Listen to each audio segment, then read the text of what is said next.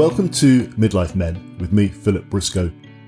In this episode, we'll be talking about addiction, specifically addiction to gambling and the devastating impact it can have on people's lives. And I'll also be joined by James Grimes, who's going to be sharing his experience.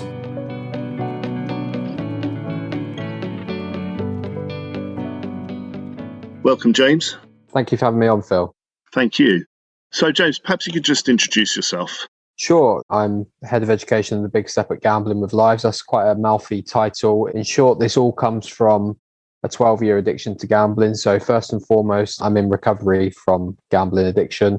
And that has played a big part in the roles that I have now, which is leading a campaign to kick gambling advertising out of football. That's the big step. But also, I'm proud to represent Gambling with Lives, which is a charity set up by bereaved families who had lost loved ones to gambling-related suicide. And my role within that is to oversee our education program for young people. On a personal level, I live in Stockport, 33 years old, I'm from Norfolk originally. And yeah, life is good at the moment. Good. Thank you, James. So something you've just said, so you've got lived experience of addiction. Perhaps you could tell me more about that, how it started, how you were first exposed to gambling, how it all started, and then how it escalated.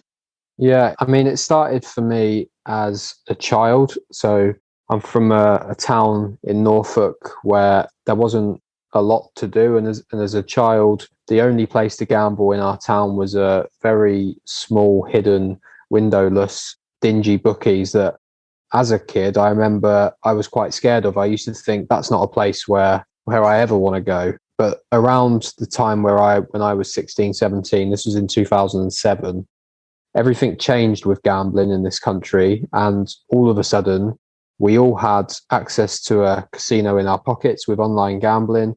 All of a sudden as well, the bookies changed from being what I just described to being actually quite bright, visible, accessible places in our high street. And that small bookies in my town was replaced by a huge global brand that took up the space of about 3 shops in our high street and had 5 or 6 machines in there with free bet offers outside. And also at the same time, what was happening was advertising and sponsorship of gambling became widespread. And the sport that I loved all my life, football, at that point in my life, it started every time I watched it to encourage me to gamble. And at 16, one day on our lunch break from sixth form, because the bookies was a 2-minute walk from our sixth form, me and my mates went into that bookies.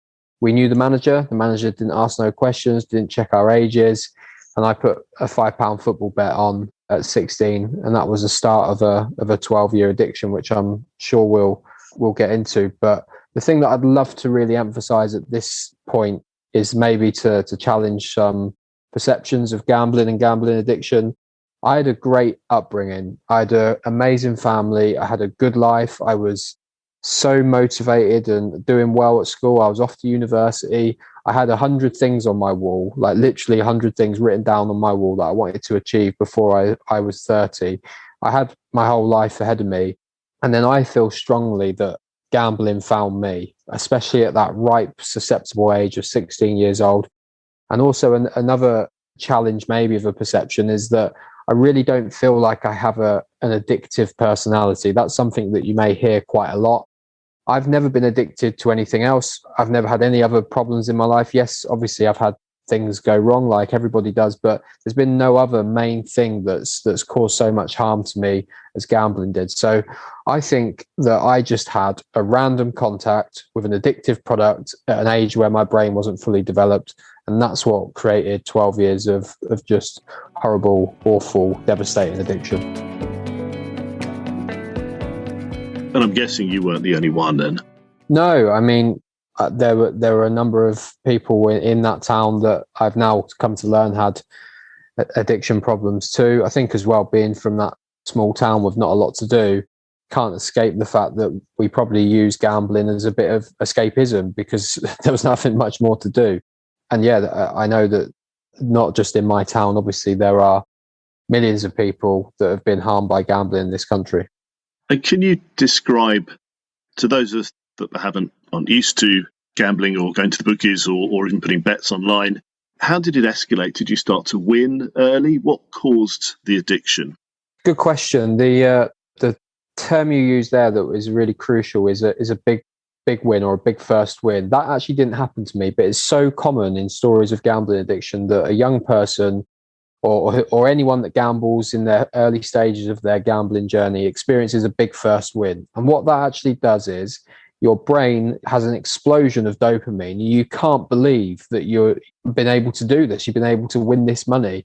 And that is what then the brain is constantly trying to replicate. And eventually you try and use more money to get that same feeling. And that I now work with young people, and I say to young people that actually if you do get a big first win when you're young, you may think you're quite lucky. I would say actually you're quite unlucky, because your brain will genuinely try and get that back again and again and again. And the addiction really happened for me because I started with football betting, but when I went to place those bets, in the bookies were highly addictive, fast-paced roulette machines that used to be £100 a spin maximum. They now, thanks to a high-profile campaign and government action, have been reduced to £2. But I was using them as a child, and they have addiction rates of somewhere between 30 and 40%. So these are genuinely harmful products that were on our high street, promoted everywhere we looked. And that's when I really, really felt addicted. That's when I started going into the bookies by myself. When my friends weren't there, I used to go in and not tell people I was there. I used to lie about my gambling. I used to hide behind the machines if my mum was walking past doing her shopping, because I was ashamed. Even at that age, I was ashamed that I couldn't go a day without using these. And then obviously when I had access to online gambling, well, that was a complete disaster, because I had all those things that I had in the bookies, but I didn't need to worry about hiding. I didn't need to worry about lying where I'd been, because I could just do it in bed. I could do it on the sofa. I could do it when I was in sixth form during lessons. I was a football coach, and I was gambling online whilst I was coaching kids play football. That's how bad it got. And this is at 18, 19 years old. And when I went to university, where I had access to what I thought at the time was free money, and through student loans and grants, and free time, I now know both of those things are not free. And that was it. I was spending all of that time and money on gambling sites. And I ended up having accounts with about 100 different betting sites. And not at any point during my addiction did a gambling company ask me if I could afford to lose the money I was losing, or if I was okay. Instead, what they did was give me free bets, free spins, put me on a VIP scheme, which is where they rewarded me for losing a lot of money by giving me free tickets to the Premier League matches or a day at the horse racing. And this was when I was on minimum wage, didn't have a pot to piss in, excuse my language, and I wasn't a VIP by any stretch of the imagination. And they were essentially grooming my illness. And I now look back and think that was deeply irresponsible. So just to give us an idea, what did that look like from a daily perspective? Where were you getting the money from? I know you said you were looking at using things like student loans, but on a daily basis, how often were you betting? How much money were you betting? How much were you losing? How much were you winning? Well, I recently got my data back from an online gambling company. You can ask for it back through like freedom of information requests. And it's not the money that I look at and regret, but I look at the times and the dates that I was gambling. And there was days where I would start gambling at 2 a.m. And that's not an exaggeration. I was setting my alarm to bet on football all around the world, or tennis all around the world. And then just going throughout the day, betting on different sports, playing online slots, online roulette, blackjack, poker.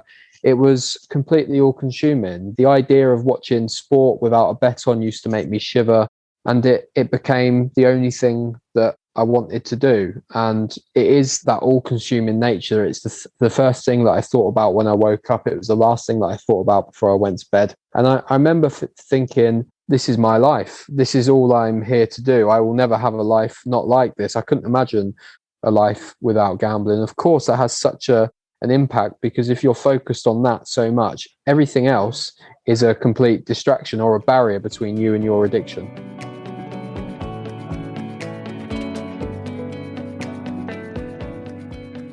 Did you find enjoyment? Was there pleasure in what you were doing, or did you feel, guilt and that you were trapped in this cycle? It's a tricky question to answer. I'm not going to say here and say that there is no fun caused by gambling. If people didn't take some form of pleasure from it, they wouldn't do it. But I think what that fun and pleasure actually is a chemical reaction. It's when you win, it's not about winning the money. It's about that feeling of, wow, I've got all of these things. And it's made even more so by the bright lights and the noises and just the overwhelming presence of these products.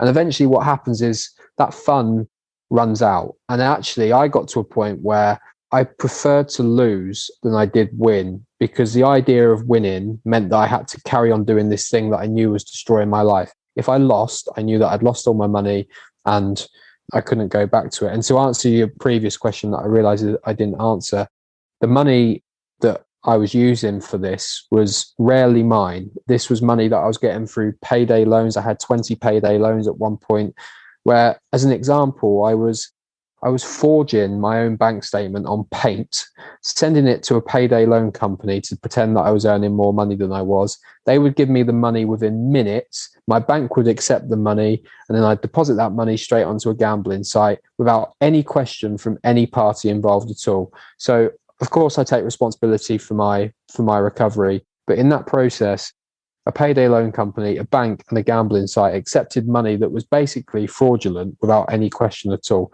That's not acceptable. And how did it start to affect your personality, your behaviour to your family and friends? Yeah, it started making me do things that I never thought I'd do. It turned, as I said earlier, perfectly normal, bright, happy, motivated young lad into a very pessimistic, nihilistic, miserable, depressed, anxious, lying wreck of a man. I did things that I'm not proud of and that I still have the shame and guilt about. You know, a rational thinking person would not forge their bank statement on Paint and try and get money from a payday loan company with 1,000% interest. This was not a rational thought. And that's what gambling addiction does. It changes you. It changes the way you think and feel and behave. And that's really hard to overcome. Did you know at that point that you were addicted? Did you know that term or what it meant? No, there were times when I honestly thought that I was in control. And the reality is I was never in control from the minute I placed that first bet. And there were a couple of occasions where my friends sat me down. They sat me down on the sofa. I can still picture it now, and said, "James, you're a gambling addict." And my response was, "No, I'm not," because that sense of denial meant that I could carry on feeding my addiction. That's what my brain and my addicted brain wanted to do. So accepting that I was addicted would have meant, inevitably getting to that moment where I had to stop, and I wasn't in a place to do that. So at what point did you realise that you needed to take some sort of action? Was there a particular tipping point where you thought enough is enough and realised that perhaps you did have this problem with addiction? Yeah, I mean, there was a lot of tipping points and there was a lot of moments throughout my addiction where I very much like, how did I get here? Why did nobody warn me? I can't keep doing this. I cried myself to sleep a lot. I remember sleeping in a train station because I didn't have any money to stay anywhere for a couple of nights. And at that moment, it was a real, wow, how have I got to this place? I'm not stupid. I feel like I have control over every part of my life other than this addiction. But there was one moment, which happened to be the last moment I ever gambled, which was where the bailiffs were coming round to collect the debt. And I felt trapped, I felt hopeless, I felt helpless. And I got paid through some work I was doing. And my addicted brain said to me, the way of paying that debt was to gamble, to win it. And you can guess where this story is going. I lost all of that money within minutes playing roulette in the bookies. And that was it. I don't really remember it. It felt like a bit of an out-of-body experience. I stumbled my way home to this 15-bedroom basement house that I was living in at the time. And that was it. I don't know if I wanted to die, but what I definitely knew was that I didn't want to live like that anymore. And in those 3 days, I was in a complete pit of misery. I didn't eat. I just sat in my bed upright, crying, didn't turn my phone on because I didn't want anyone to know where I was or talk to.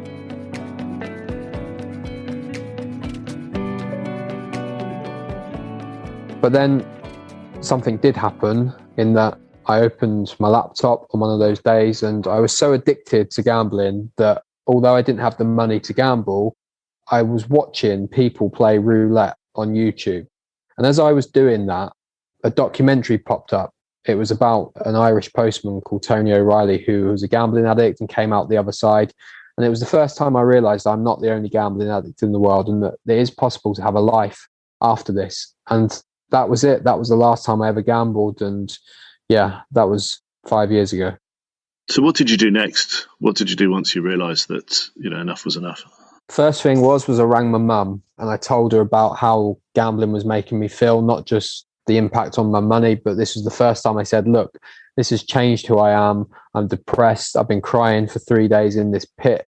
And that was a massive weight off my shoulders, actually talking to people. I know it's cliche, but that's what saved me. And then I had the same conversation with my best mates, the same conversations with my employers, the same conversation with other members of my family. And that really did save me because it allowed me to tell people what I was feeling. And that was a layer of accountability. After I'd done that, I couldn't go back to it. I really didn't think that. And then it was put the blocks in. So GamBan and GamStop, ban and block yourself from online gambling, but also giving control of my bank account to my mum. That was absolutely crucial. So even if I wanted to gamble, I couldn't. But actually, there wasn't a great or temptation. Something genuinely clicked. It was a real big moment for me that I said, this is it. I'm not going to do this anymore. And presumably, if you had all these payday loans, presumably you were in quite a bit of debt. Yeah, I was in £100,000 worth of debt. I owed all of those loans money. Incidentally, or maybe ironically, most of them have now gone bust, which doesn't surprise me because as a story I told earlier, that's not a safe, sustainable company. But I'm still in debt now, and I still have to live with the consequences of that. I can't get a mobile phone contract because my credit score is so bad. I wish that's what is being told on the adverts for gambling, because people don't realise the long-term impact on this. And this is 5 years later. This is 5 years later, still have the scars, not just financially, I still have the scars mentally. Like, my brain doesn't work the same way it did before I found gambling. It's scarred in a way that it doesn't take the same pleasure from normal things in life. It's used to extreme highs and extreme lows, and the everyday pleasures, everyday things that should be normal for people, I struggle with. And that's the thing that I regret the most. So what does the recovery process look like? How do you manage the addiction? I know you said that you didn't gamble again after you had that realization, but did you get professional help? What does the path look like? Well, at the time, the treatment and support of gambling addiction in this country was not great for me. I'm pleased to say that's now improved. There's now specialist NHS addiction clinics across the UK. But I had to just replace gambling with meaningful activities. I moved, which sounds a silly thing to do, but I moved where I was. I moved from that 15-bedroom house. I went to stay on a friend's sofa in Manchester, and just being away from that, like a fresh start, new me, that really helped. And then the things I mentioned, the bank blocks as well. But recovery isn't easy. It's a bumpy old road. One of the things that I really couldn't do was watch football for months, because every time I watched it, I was seeing adverts for the thing that I was trying everything in my power not to do. So how did you realise that, you were on the path to recovery? How did you change after you'd made that realisation? What did you notice most about your new life, if I call it that? Yeah, there was a real key moment when my granddad wasn't very well, and I was caring for him, and I was there, and he used to get the Daily Mail every day, not a paper I'd buy, I promise, but I was reading the Daily Mail, and within that, there was a story about Jack Ritchie and other people that had sadly taken their own life because of their gambling addiction, and it was being told by their families. And I was just paralyzed in my seat reading this, because I thought, wow, how close I came to that. But also I was paralyzed by the bravery of these people to speak out. And what they were saying was the start of this new chapter for me, which was they started to really show me and highlight to me that I hadn't seen before, the role of the industry in my addiction. So at the time, I thought I was completely to blame. I thought this was all entirely my own fault. I thought I was the one that was placing the bets. I was the one that didn't stop. I was the one that was addicted for 12 years. And actually, they were saying, the reason this happens, partly the reason this happens, is because we have addictive products, is because we have £1.5 billion a year spent on advertising, encouraging us all to gamble all of the time, is because the responsible gambling narrative, aka messages like when the fun stops, stop, tells people it's all up to you. And that's why I felt that shame, that guilt, and that stigma. And from that moment, that was a case of me thinking, okay, I want to do something about this, and I want to do something for that charity. And that has been extremely beneficial for my recovery. So, how did you first get involved then with the charity Gambling for Lives? I know you set up your own organisation initially. Yeah, after that moment, I had the idea of walking to football clubs that had gambling sponsors on the front of their shirt. And at the time, there was 30 clubs in the top 2 divisions with a gambling advert on the front of their shirt. And I had a history of doing bizarre charity things. And I had this idea of walking to 8 clubs in 3 days, 124 miles. And we did it. And that turned out to be what is now the big step. But we did it for the charity Gambling with Lives to raise money and awareness for them. And that was our first thing we did together, and they were extremely supportive. From that moment, really, it's been a great relationship. They've supported me ever since. And in 2020, very proud that they employed me to not just lead this campaign, but also lead an education program for young people. And so what does the organisation do then on a practical level? How do you work with young people? So it was set up by families bereaved by gambling-related suicide. And at our core, we are there to support more bereaved families. And sadly, we are getting more bereaved families every week, every month. We hear of another life lost, and the family just that are left behind devastated, but wanting to know what they can do and how we can help. And we have a family support team and a therapist to do exactly that. But beyond that, we campaign vigorously for change. So the current gambling laws in this country were written in 2005, before the first smartphone was invented. They are completely unfit and have led, in our opinion, to a lot of addiction, a lot of harm, and evidently death too. So we campaign strongly through Parliament. But where I fit in, other than the campaigning side of things, is our education program. And the reason we have an education program is because nobody warned me that this could happen, and nobody warned the families that they could potentially lose their children because of this. So we go into schools to talk about what happened, but also to really talk about the role of the products, the practices, the industry, the environment, and give young people as much information as possible, because even that is a raindrop in an ocean of gambling normalisation. So we've been piloting that over the last year. We're now delivering this across schools, mainly in Northern Ireland, in Greater Manchester, and it's going really well, and we hope to expand and scale up. And tell me a bit about there are changes happening in the gambling industry in the UK, especially around football. Can you tell us a bit about that and how your campaigning has helped to make those changes, especially around advertising on TV and at stadiums? Yeah, I'd like to think that we've been quite pivotal in that, and that's mainly, I think, because we are the voices of lived experience, and it's put a face to this all. Obviously, we've been supported by academics and by parliamentarians and others, but we've been chipping away at this for the last 4 years, and we turned the big step into a full-time campaign to end gambling advertising and sponsorship in football.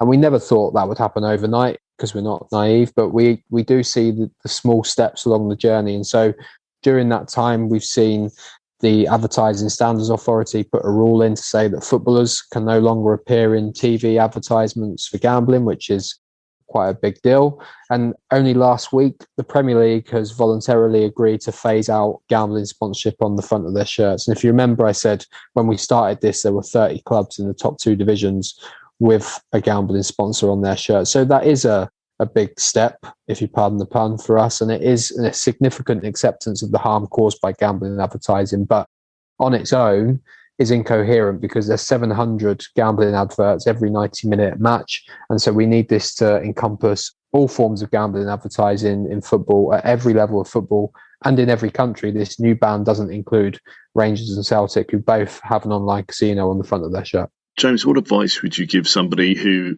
perhaps is listening to this? Maybe they're not ready to accept that they've got an addiction, or maybe they do and they don't know what to do. As someone who's got that lived experience, what advice would you give them? First thing I would say is, please don't think that whatever harm has happened is all your own fault. There is a reason that this happens, and they're all the reasons that I've listed. I would also say that don't think that gambling is the answer to any of your problems that you're in. I used to think that the way of getting out of trouble was by gambling more. Actually, by gambling more, it caused more trouble. And there is no final, nice, glorious jackpot waiting for you. The industry makes £14 billion a year. It makes the vast majority of its profits from those of us that are addicted or at risk of being so. 99% of their customers lose. The other 1% either get their account restricted or banned. And I'm sorry to say this, but you can't win. And I think I did need to hear that quite early into my addiction. But it would be also just think about the things that you can do with a life free of gambling. Football is better without a bet on, I promise you that. Speak to people, install GamBan and GamStop to ban and block yourself. And if you're worried about a loved one, look at GamFam, which is there for families affected by gambling harm too. I would just add that obviously I mentioned about Gambling with Lives work, and that if you do ever come across a family or someone you know who's been bereaved by gambling related suicide, please do pass them on to us, because we are there to help, and we can really help them put the picture together and hopefully help their lives too. So should you be a first line kind of point of contact if that? Yes. Great. Okay, James. Well, look, thank you very much. Thanks for joining us, and thanks for being so open and sharing your lived experience, and also for kind of signposting to the help that's out there with the organisations that you work for. Thank you. My pleasure. Thank you. Thank you for joining me for this episode of Midlife Men. As James has just said, if you would like to speak to someone about a gambling-related issue, either for yourself or a family member or for a friend, then visit the Gambling with Lives website, www.gamblingwithlives.org, where you can find more information and services to help. If you have a suggestion for a topic you'd like us to cover in the podcast, or if you have a story you'd like to share, then please contact me either on Twitter @MidlifeMen or email me at midlifemen01@gmail.com. Join me next time when we talk to other midlife men about their stories, and maybe you'll find that they resonate with you.